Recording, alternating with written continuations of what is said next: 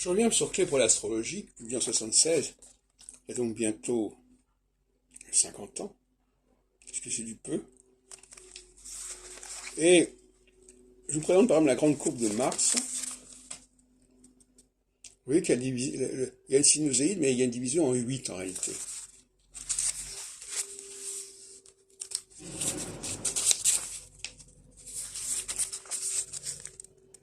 C'est-à-dire qu'on a les points de passage du haut vers le bas, de la courbe, de la sinusoïde, et on a aussi des points intermédiaires.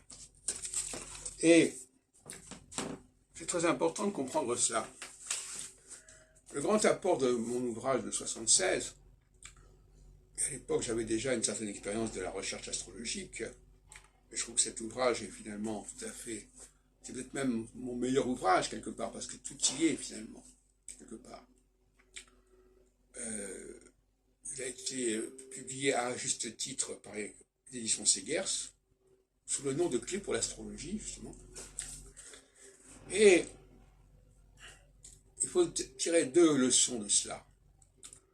D'une part, que la théorie des conjonctions dans cet ouvrage, ce ne sont pas les conjonctions entre deux planètes, c'est la conjonction d'une planète avec l'axe équinoxial et l'axe solsticial.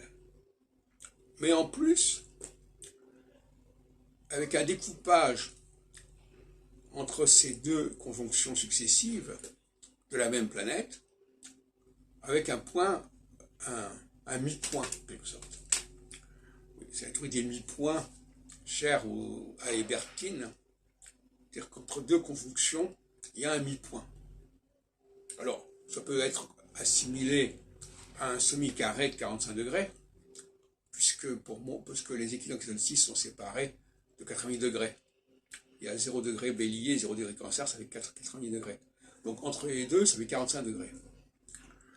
Et donc, effectivement, c'est une division en 8.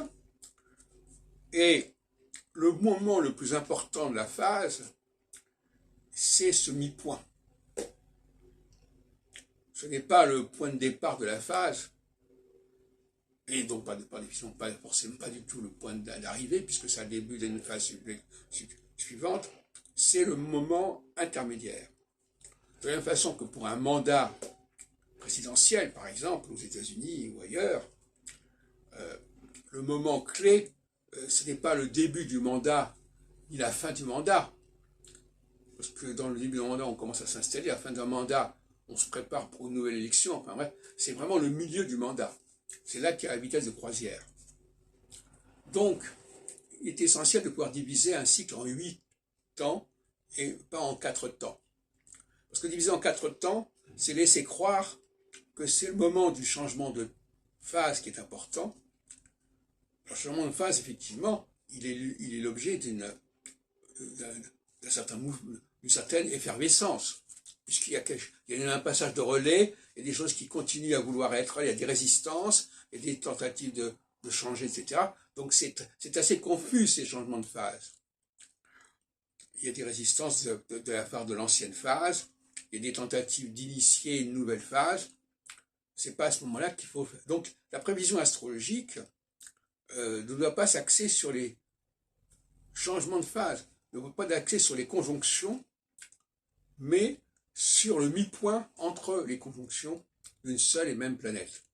Alors je ne parle même pas de cette astrologie que je rejette, qui consiste à multiplier le nombre de planètes, parce qu'à ce moment-là, on est complètement dans l'embrouille, dans le gribouille, et ça n'est pas possible, puisqu'à ce moment-là, il y a tellement de phases, tellement de configurations, tellement de cycles, et comme on dirait, trop de cycles tuent la cyclicité en astrologie.